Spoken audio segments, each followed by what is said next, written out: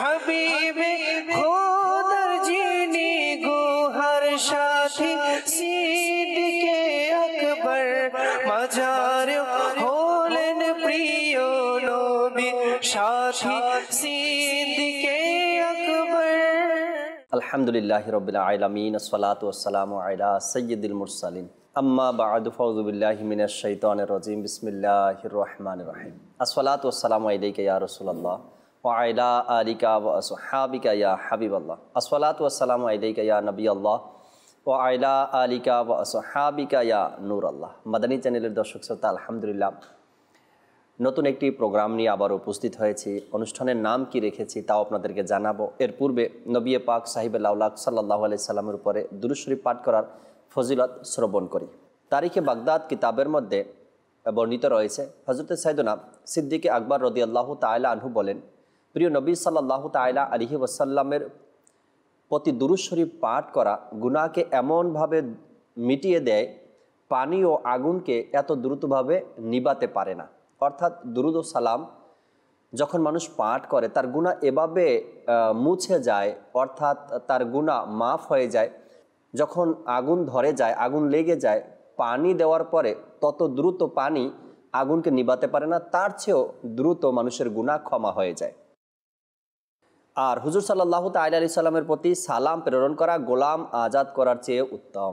সাল্লু আলাল হাবিব সাল্লাল্লাহু তাআলা আলা মুহাম্মদ সাল্লাল্লাহু তাআলা আলাইহি ওয়াসাল্লাম। মাদানী চ্যানেলের দর্শক শ্রোতা, যেহেতু অনুষ্ঠান নতুন, নামটাও নতুন, শুনবেন আশা রাখি ইনশাআল্লাহ তাআলা। অনুষ্ঠানের নাম হয়েছে প্রিয় নবীর প্রিয় সাথী। একটু ভাবি আমরা, হুজুর সাল্লাল্লাহু আলাইহি সাল্লামের প্রিয় সাথী কে হতে পারে? আল্লাহ তাবারক ওয়া তাআলা আমার নবীর এই প্রিয় সাথী সম্পর্কে কোরআনে পাকে কি ইরশাদ করেছেন। হাদিসে মোবারকার মধ্যে প্রিয় নবীর প্রিয় সাথী সম্পর্কে আল্লাহ নবী সাল্লাল্লাহু আলাইহি সাল্লাম কি ইরশাদ করেছেন। অবশ্যই আমাদেরকে জানতে হবে আল্লাহ নবী যাকে প্রিয় সাথী বলেছেন, যাকে শৈশবের বন্ধু বলেছেন, যাকে গুহার সাথী বলেছেন, যাকে মাজারেরও সাথী করেছেন, এই মহান ব্যক্তি, তার জীবনী কি, সে কেমন ব্যক্তিত্ব, আর কতটুকু আল্লাহ নবী সাল্লাল্লাহু তাআলা আলাইহি সাল্লামকে অনুসরণ করে সে এত মর্যাদায় পৌঁছিয়েছে। অনুষ্ঠান শুরু করার পূর্বে একটি ছোট্ট ঘটনা আপনাদেরকে শোনাই। সিদ্দিক আকবর রাদিয়াল্লাহু তাআলা আনহুর জীবনী থেকে খুবই সুন্দর এবং শিক্ষণীয় বিষয়। সিদ্দিক আকবর রাদিয়াল্লাহু তাআলা আনহু এক রাতে একটি স্বপ্ন দেখেন, আর এই স্বপ্নের ব্যাখ্যা কেমন ছিল, কার কাছে গিয়েছিল, কি জানতে চেয়েছিল এই সম্পর্কে। ইসলামের সূর্য উদিত হওয়ার পূর্বে জাহিলি যুগে একজন নেককার ব্যবসায়ী ছিল। যুগ ছিল জাহিলি, কিন্তু যিনি ব্যবসায়িক তিনি ছিল নেককার। আর তিনি ব্যবসার উদ্দেশ্যে সিরিয়ায় চলে গেলেন। সেখানে তিনি একটি স্বপ্ন দেখলেন। সিরিয়াতে যখন গেলেন সেখানে গিয়ে তিনি স্বপ্ন দেখলেন। আর যখন তিনি স্বপ্ন দেখলেন, এই স্বপ্নের ব্যাখ্যা জানার জন্য একজনের কাছে গেলেন। বুহাইরা নামক এক স্থানে পাদ্রীর কাছে গেলেন। বুহাইরা নামক এক পাদ্রীর কাছে গেলেন। সেই পাদ্রী জিজ্ঞাসা করলো, স্বপ্ন শুনলো, কি স্বপ্নে সে দেখেছে রাতে তা শুনলো ওই নেককার ব্যবসায়ী থেকে। শোনার পরে পাদ্রী তাকে জিজ্ঞাসা করলো, তুমি কোথা থেকে এখানে এসেছো, তোমার অ্যাড্রেস কি, তোমার ঠিকানা কি, কোথায় থাকো তুমি? ওই নেককার ব্যবসায়ী বলল, আমি মক্কা থেকে এখানে এসেছি। পাদ্রী শুধু তার স্বপ্ন কি ছিল, সে স্বপ্নে কি দেখেছেন এটাই শুনলেন। শোনার পরে পাদ্রী তাকে জিজ্ঞাসা করলেন, তুমি কোথা থেকে এখানে এসেছো? বললো, আমি মক্কা থেকে এসেছি। সে ওই পাদ্রী আবার জিজ্ঞাসা করলো, কোন গোত্রের সাথে তুমি সম্পর্ক রাখো, অর্থাৎ কোন বংশের সাথে তোমার সম্পর্ক? ওই নেককার ব্যবসায়ী বলল যে আমি কোরাইশদের সাথে সম্পর্ক রাখি। যখন ফার্স্ট ছিল সে মক্কা থেকে আসছে, ওই পাদ্রীর সন্দেহ কিছুটা দূর হয়ে গেল। দ্বিতীয় প্রশ্নের জবাব যখন সে দিলেন, কোরাইশ বংশের সাথে তার সম্পর্ক, তার আরও একটি সন্দেহ দূর হয়ে গেল। এরপরে সে জিজ্ঞাসা করলো, অর্থাৎ পাদ্রী জিজ্ঞাসা করলো, তুমি কি করো? তিনি বলেন, আমি একজন ব্যবসায়ী, আমি ব্যবসা করি। সে পাদ্রী বলতে লাগলো, যদি আল্লাহ পাক তোমার স্বপ্নকে সত্যি রূপান্তরিত করেন তবে তিনি তোমাদের গোত্রের একজন নবী প্রেরণ করবেন, যার জীবদ্দশায় তুমি তার উজির হবে এবং ওফাত শরীফের পর তার উত্তরাধিকারী তুমি হবে। এটা ছিল এক পাদ্রীর স্বপ্নের ব্যাখ্যা। আর নেককার ব্যবসায়ী যখন এই স্বপ্নের ব্যাখ্যা পেলেন সে নেককার ব্যবসায়ী নিজের এই স্বপ্নের কথা কাউকে প্রকাশ করেননি, নিজের মধ্যেই ধারণ করে রাখলেন আল্লাহ তাবারক ওয়া তাআলা আমার বংশ থেকে একজন নবী প্রেরণ করবেন, আর তার উজির আমি হব, উত্তরাধিকারে আমি হব। এইসব কথা নিজের কাছে গোপন রাখলেন। যখন ইসলামের সূর্য উদিত হলো, অর্থাৎ নবী পাক সাল্লাল্লাহু আলাইহি সাল্লামের আগমন ঘটলো, এরপরে ইসলামের দাওয়াত প্রচার করা শুরু হলো, আল্লাহ পাকের সর্বশেষ রসুলে মকবুল রিসালাতের বাগানের সুবাসিত ফুল হুজুর সাল্লাল্লাহু আলাইহি সাল্লামের নবুয়তের ঘোষণা করলেন, তখন এই ব্যবসায়ীকে সিরিয়ায় দেখা সেই স্বপ্ন এবং এর ব্যাখ্যা ঘটনা প্রমাণ হিসেবে নিজেই বর্ণনা করে দিলেন, যা শুনে সেই নেককার ব্যবসায়ী রসুল পাক সাল্লাল্লাহু আলাইহি সাল্লামকে আলিঙ্গন করলেন এবং কপাল মোবারকে চুম্বন করে বললেন, আমি সাক্ষ্য দিচ্ছি আল্লাহ ছাড়া কেউ ইবাদতের উপযুক্ত নেই, এবং আমি এই বিষয়ে সাক্ষ্য দিচ্ছি যে আপনি আল্লাহ পাকের প্রেরিত রসুল। সেই নেককার ব্যবসায়ীর বক্তব্য হলো, যেদিন আমি ইসলাম গ্রহণ করি মক্কাতে আমার নবী সাল্লাল্লাহু আলাইহি সাল্লামের মতো আর খুশি কেউ হননি, সবচাইতে বেশি খুশি উদযাপন বা খুশি আমার নবী হয়েছেন। মাদানী চ্যানেলের দর্শক শ্রোতা, এই যে ঘটনা আমরা শ্রবণ করলাম, হুজুর আকরাম সাল্লাল্লাহু আলাইহি সাল্লাম তাশরিফ নিয়ে আসার আগেই কোনো এক নেককার ব্যবসায়ী স্বপ্ন দেখলেন। কি স্বপ্ন দেখলেন? আর ওই স্বপ্ন ব্যাখ্যা করার জন্য কোনো পাদ্রির কাছে গেল। পাদ্রি তার স্বপ্নের ব্যাখ্যা এমনভাবে দিল যে বলে দিল, তোমার বংশ থেকে একজন নবী আসবে, যার জীবদ্দশায় তুমি হবে তার উজির, আর তার ওফাত শরীফের পরে তুমি হবে তার উত্তরাধিকারী। এই নেককার ব্যবসায়ী কে ছিলেন? এমন মহান স্বপ্ন কার ছিল? এমন ব্যক্তি কে ছিল যে কালেমা পড়ার কারণে ঈমান গ্রহণ করার পরে মক্কাতুল মোকাররমায় সবচাইতে বেশি খুশি আমার নবী হয়েছেন?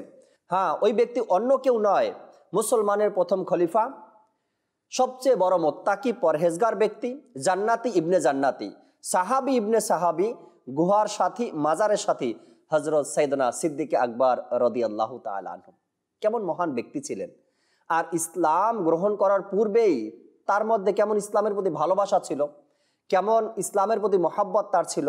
নবী পাক সাল্লাল্লাহু আলাইহি সাল্লামের আগমনের কথা শুনেই সে বেকুল হয়ে আছেন, কিভাবে তার সংস্পর্শ পাবে, কিভাবে তার দেখা পাবে। আল্লাহ তাবারক ওয়া তাআলা ইসলামের এই মুসলমানের এই প্রথম খলিফা আর নবী পাক সাল্লাল্লাহু আলাইহি সাল্লামের গুহার সাথী, নবী পাক সাল্লাল্লাহু আলাইহি সাল্লামের মাজারের সাথী সিদ্দিক আকবর রাদিয়াল্লাহু তাআলা আনহুর ফয়জ ও বরকত দ্বারা আল্লাহ আমাদেরকেও ধন্য করুক, আমরাও যেন তাদের পথকে অনুসরণ করতে পারি। নবী পাক সাল্লাল্লাহু আলাইহি সাল্লামের একটি হাদিসে মোবারকা হুজুর সাল্লাল্লাহু আলাইহি সাল্লাম ইরশাদ করেন, আমার প্রত্যেকটি সাহাবী, অর্থাৎ সকল সাহাবী আকাশের নক্ষত্রের মতো, তারকারাজির মতো। যদি উম্মাতের মধ্য থেকে কোনো ব্যক্তি কোনো সাহাবীকে অনুসরণ করে তবে সে হেদায়েতের পথ পেয়ে যাবে। এটা বলেছেন আমার নবী সাল্লাল্লাহু আলাইহি ওয়াসাল্লাম সাহাবা ইকরামের ব্যাপারে। তো আল্লাহ তাবারক ওয়া তাআলা আমাদেরকে সাহাবা ইকরামের সেই পথ অনুসরণ করা, তাদেরকে অনুকরণ করা, তাদের রেখে যাওয়া স্মৃতিগুলো আঁকড়ে ধরে নিজের জীবনকে অতিবাহিত করা, সে তৌফিক আল্লাহ দান করুক। সুবুলুল হুদা ওয়ার রিশাদ কিতাবের মধ্যে রয়েছে, হযরত আবু বকর সিদ্দিক রাদিয়াল্লাহু তাআলা আনহু একটি স্বপ্ন দেখলেন যে মক্কায় পাকে একটি চাঁদ অবতীর্ণ হলো। হঠাৎ সেই চাঁদ ফেটে গেল এবং এর টুকরোগুলো মক্কায় পাকের প্রতিটি ঘরে ঘরে প্রবেশ করলো। যদি এক চাঁদ অবতীর্ণ হয় আর সেটা যদি ভাগ ভাগ হয়ে যায়, চূর্ণ বিচূর্ণ হয়ে যায়, ফেটে যায়, আলাদা আলাদা হয়ে যায় আর মানুষের ঘরে প্রবেশ করে, সেটা তো এক অপূর্ব দৃশ্য। অতঃপর চাঁদের টুকরোগুলো আবার জড়ো হয়ে গেল এবং সেই চাঁদ তার কোলে এসে গেল।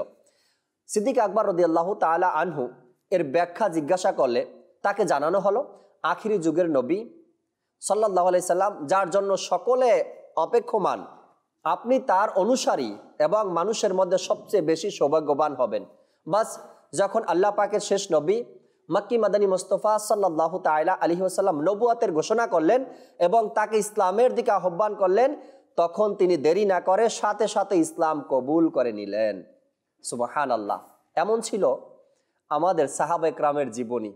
তারা ইসলামের দাওয়াত আগেই পেয়ে গেছেন, স্বপ্নের মাধ্যমে হোক বা স্বপ্নের ব্যাখ্যার মাধ্যমে হোক, যে কোনোভাবেই হোক ইসলামের দাওয়াত তিনি পেয়ে গিয়েছেন। শুধু ওই সময়ের অপেক্ষায় ছিলেন কখন নবী পাক সাল্লাল্লাহু আলাইহি সাল্লামের নুরানি হাত মোবারকে হাত রেখে কালেমা শরীফ পাঠ করে অন্তরের কলবের যে মরিচা রয়েছে বা যে অন্ধকার জগতে রয়েছে বা কালির জগতে রয়েছে সেখান থেকে বেরিয়ে আসা আর ইসলামের সুশীতল ছায়াতলে অবস্থান নেওয়া।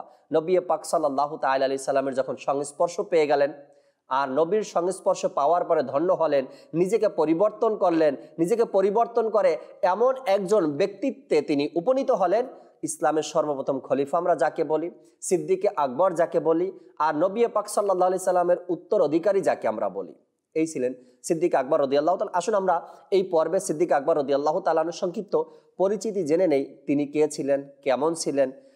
মুসলমানদের প্রথম খলিফা আমিরুল মুমিনিন হযরত সিদ্দিক আকবর রাদিয়াল্লাহু তাআলা আনহু, এর মোবারক নাম ছিল আব্দুল্লাহ।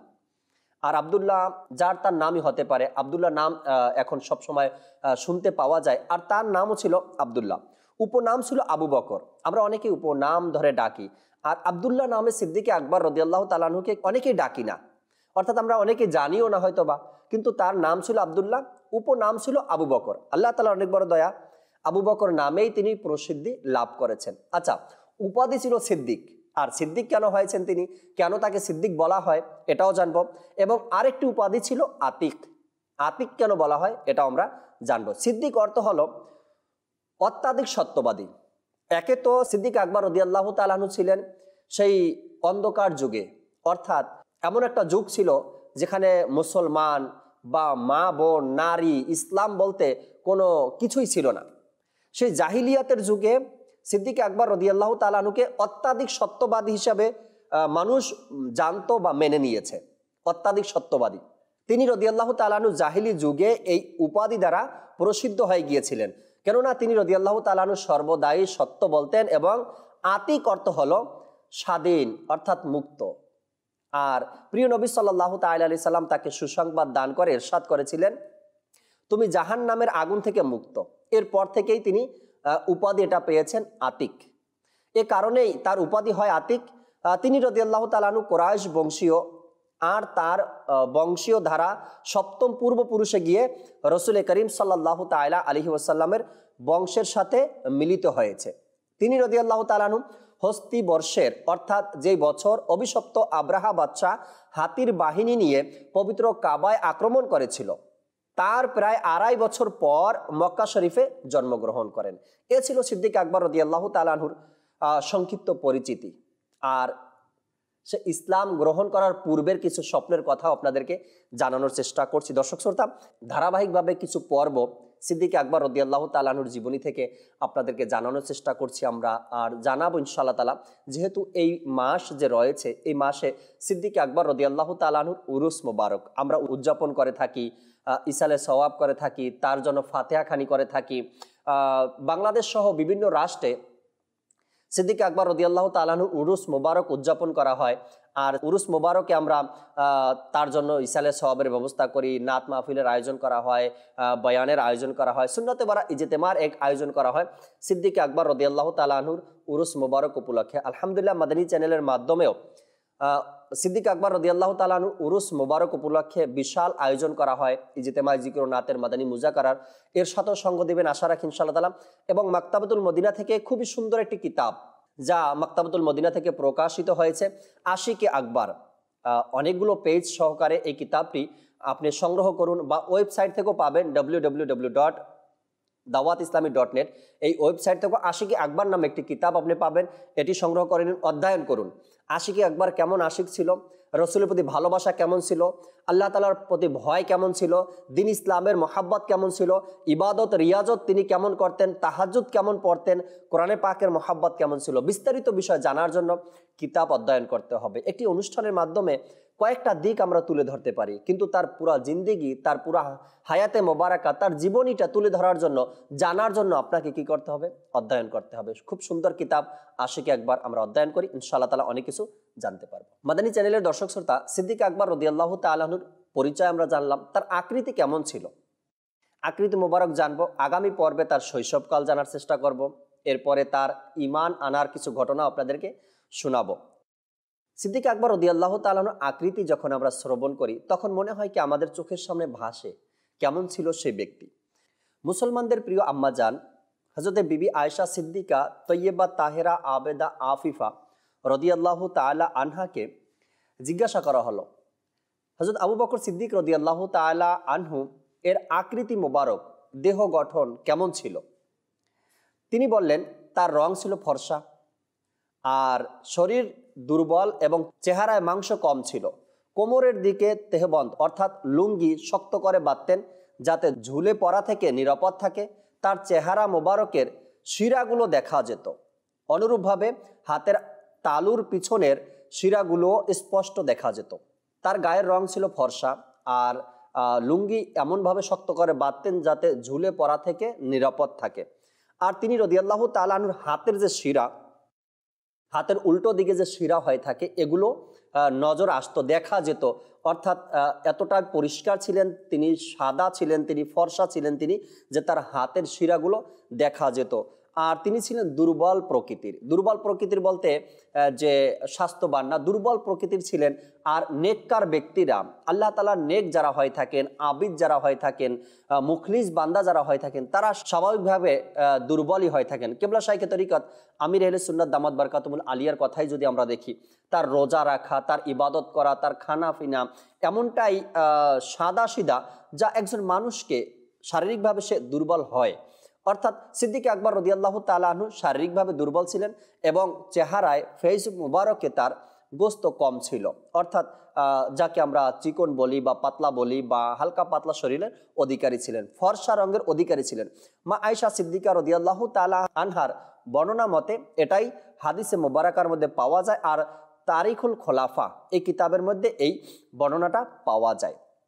বিশেষ করে আমরা মনে রাখি, আমির আহলে সুন্নাত দামাত বারকাতুহুল আলিয়াও মাদানী মুজাকারার মধ্যে বলেন, যখন এই চার খলিফার নাম আমরা বলি, সিদ্দিক আকবর রাদিয়াল্লাহু তাআলা আনহু, ফারুক আজম রাদিয়াল্লাহু তাআলা আনহু, ওসমানে গনি রাদিয়াল্লাহু তাআলা আনহু আর আলী রাদিয়াল্লাহু তাআলা আনহু, তো আমরা যেন তাদের খলিফা যে নির্ধারণ করা হয়েছে ইসলামের মধ্যে, সর্বপ্রথম খলিফা সিদ্দিক আকবর এবং ইসলামের দ্বিতীয় খলিফা ফারুক আজম রাদিয়াল্লাহু তাআলা আনহু, ইসলামের তৃতীয় খলিফা ওসমান গনি রাদিয়াল্লাহু তাআলা আনহু, আর ইসলামের চতুর্থ খলিফা আলী রাদিয়াল্লাহু তাআলা আনহু।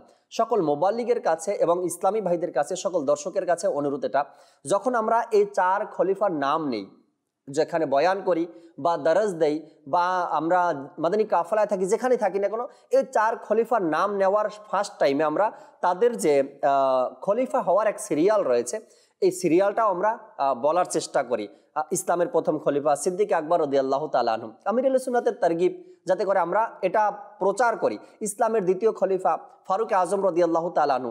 অনেক মুসলমান পাবেন আপনি গ্রামগঞ্জে, শহর সিটিতে, দেশ বিদেশে, ইসলামের যে খলিফার ধারাবাহিকতা আছে এটা জানে না। অনেকে জানে, হ্যাঁ ফারুক আজম রাদিয়াল্লাহু তাআলা আনহু একজন সাহাবী, সিদ্দিক আকবর রাদিয়াল্লাহু তাআলা সাহাবী বা খলিফা ছিলেন, কিন্তু খলিফা নির্ধারণ হওয়া বা সিরিয়াল ভাবে এই চারজনের নাম আসা অনেকেই আমরা জানি না। যখন আমরা তাদেরকে জানাবো, বলবো, তখন তাদের মধ্যে এটা চলে আসবে, হ্যাঁ ইসলামের প্রথম খলিফা সিদ্দিক আকবর রাদিয়াল্লাহু তাআলা আনহু, ইসলামের দ্বিতীয় খলিফা ফারুক আজম রাদিয়াল্লাহু তাআলা আনহু। এভাবে করে আমরা দরজ বয়ানে বলার চেষ্টা করি, বা যখনই তাদের নামগুলো আসে এভাবে বলি। এতে করে ইনশাআল্লাহ তাআলা তাদের ফয়েজ ও বরকত আমাদের অর্জন হবে। সিদ্দিক আকবর রাদিয়াল্লাহু তাআলা আনহু ইসলাম গ্রহণ করার পূর্বে তিনি মক্কার অলিতে গলিতে ঘুরতেন, হাঁটতেন, যেহেতু স্বপ্ন তিনি দেখেছেন কি তার বংশ থেকে একজন নবী আসবে, আর তার জীবদ্দশায় তিনি হবে তার উজির, আর তার ওফাত শরীফের পরে তিনি হবে তার উত্তরাধিকারী। মক্কার অলিতে গলিতে তিনি খুঁজতেন, হাঁটতেন, বেড়াতেন, মানুষকে জিজ্ঞাসা করতেন। হুজুর সাল্লাল্লাহু আলাইহি সাল্লামের নমুনা তার কাছে চলে আসছে, সে খুঁজতেন এই ব্যক্তি কোথায় আছে, কিভাবে তাকে পাবো, কোথায় তাকে পাওয়া যাবে। যেহেতু তিনি তার উজির হবেন আর তার ধর্ম সে গ্রহণ করবেন, ইসলামের দাওয়াত সিদ্দিক আকবর রাদিয়াল্লাহু তাআলা আনহু হুজুর সাল্লাল্লাহু আলাইহি সাল্লামের আগমনের পূর্বেই পেয়ে গিয়েছেন। এখন শুধু অপেক্ষায় ছিলেন কখন সেই দিন আসবে, কখন হুজুর সাল্লাল্লাহু তাআলা আলাইহি ওয়াসাল্লামের সংস্পর্শ সে পাবে, কালেমা পাঠ করবে, ঈমান গ্রহণ করবে, মুসলমান হবে, মুসলমানিত্ব বজায় রাখবে। তো আল্লাহ তাবারক ওয়া তাআলা যদি চায় যে ইসলামের যে সৌন্দর্য রয়েছে, ইসলামের যে এক সুন্দর দিন আমরা দেখছি, সুন্দর এক আকৃতি আমরা দেখছি ইসলামের, সাহাবা ইকরামের কষ্টের কারণে, এরপরে যারা ধারাবাহিকভাবে বর্তমানে আল্লাহ তাআলার ওলি যারা রয়েছেন, তাদের মাধ্যমেই ইসলামের সৌন্দর্য আমাদের কাছে পৌঁছিয়েছে। আর প্রিয় নবী সাল্লাল্লাহু আলাইহি সাল্লাম থেকে ইসলামের সৌন্দর্য কারা পেয়েছেন? সাহাবা ইকরাম পেয়েছেন। তারা ঈমানের সাথে স্বচক্ষে হুজুর সাল্লাল্লাহু আলাইহি সাল্লামকে দেখেছেন আর ঈমানের সাথে দুনিয়া থেকে বিদায় নিয়েছেন। ওই সকল সাহাবীরা ইসলামের সৌন্দর্য প্রিয় নবী থেকে পেয়েছেন, আর তাদের ধারাবাহিকতায় আলহামদুলিল্লাহ বর্তমান জমানায় ইসলামের সৌন্দর্য যা আমরা দেখছি, তাদের কারণেই, তাদের মাধ্যমেই আমাদের কাছে পৌঁছিয়েছে। তো এই সিদ্দিকে আকবর রাদিয়াল্লাহু তাআলা আনহু বা অন্যান্য সাহাবা ইকরাম তারা আমাদের আইডল, তাদেরকে আমরা অনুসরণ করব, তাদেরকে আমরা ফলো করব, আর তাদের ফলো করে আমাদের জীবনকে, আমাদের জিন্দেগিকে আমরা অগ্রসর করব, সামনের দিকে সুন্দর করার চেষ্টা করব। আলহামদুলিল্লাহ, দাওয়াত ইসলামী আর মাদানী চ্যানেলের এই একটা উদ্দেশ্য, যাতে করে আমরা নিজে এবং অপর ব্যক্তিকেও সংশোধন করতে পারি বা অপর ব্যক্তির সংশোধন হয়ে যায়। হ্যাঁ, সাহাবা ইকরামের সম্পর্কে আমরা অনেকে জানি না বা জানতে চাই না বা দেখি না। যখন আমরা জানবো মাদানী চ্যানেল থেকে, হ্যাঁ, এ ছিল সিদ্দিক আকবর, এত শান মর্যাদা তার, হুজুর সাল্লাল্লাহু আলাইহি সাল্লাম তাকে এত ভালোবাসতেন, তাকে গুহার সাথী করেছেন, তাকে মাজারের সাথী করেছেন, তখন একজন মুসলমানের মধ্যে অটোমেটিকলি ভালোবাসা তৈরি হয়ে যায়। আমার নবী যাকে ভালোবাসছেন আমি তাকে ভালোবাসবো না, এটা তো হতে পারে না। বর্তমান জমানা অনেক কিছু দেখি আমরা, হুজুর সাল্লাল্লাহু আলাইহি সাল্লাম যাদেরকে ভালোবাসতেন এখন মুসলমান হয়ে তাদের বিরোধিতা করছে মানুষ। বাস আল্লাহ তাআলার দরবারে দোয়া, আল্লাহ আমাদেরকে এমন অভ্যাস থেকে, এমন কথা থেকে আমরা যেন হেফাজত থাকতে পারি। কারণ আল্লাহ নবী যাকে জান্নাতি বলেছেন, আল্লাহ নবী যাকে মাজারের সাথী বানিয়েছেন, তার বিরোধিতা করা এত বড় সাহস কিভাবে মানুষের হয়? জানতে হবে, বুঝতে হবে। কারো বিরোধিতা করার আগে তার সম্পর্কে জেনে নেই। আল্লাহ তাবারক ওয়া তাআলা সিদ্দিকে আকবর রাদিয়াল্লাহু তাআলা আনহুর ব্যাপারে আয়াতে কারিমা কোরআনে নাজিল করেছেন। মুফাসসিরগণ বলেন সূরা লাইল এটা সিদ্দিকে আকবর রাদিয়াল্লাহু তাআলা আনহুর সূরা, তার উদ্দেশ্যে নাজিল হয়েছে। এমন অনেক মুফাসসিরগণ বলেন সূরা লাইলের ব্যাপারে। তো যে মহান ব্যক্তির সম্পর্কে কোরআনে পাকে আয়াত নাজিল হয়, যার সম্পর্কে হুজুর সাল্লাল্লাহু আলাইহি সাল্লামের এত সুধারণা, এত সুমহান সুসংবাদ আর মাজারের সাথী বানিয়েছেন, তার সম্পর্কে আমরা নিজের জবানকে যখনই খুলি একটু সাবধানতা অবলম্বন করি, একটু বুঝে কথা বলি, আর তার সম্পর্কে যেন আমরা আরো ভালো করে জানার চেষ্টা করি। আল্লাহ তাবারক ওয়া তাআলা সে তৌফিক আমাদেরকে দান করুক। আগামী পর্বে সিদ্দিক আকবর রাদিয়াল্লাহু তাআলা আনহুর ঈমান গ্রহণ এবং তার শৈশবকাল নিয়ে কিছু আলোচনা করার চেষ্টা করব। ততক্ষণ মাদানী চ্যানেলের সাথেই থাকুন। সাল্লু আলাল হাবিব সাল্লাল্লাহু তাআলা আলা মুহাম্মদ সাল্লাল্লাহু তাআলা আলাইহি ওয়াসাল্লাম। হাবিবে খোদার যিনি গুহার সাথী সিদ্দিকে আকবর, মাজার হলেন প্রিয় নবী সাথী সিদ্দিকে আকবর।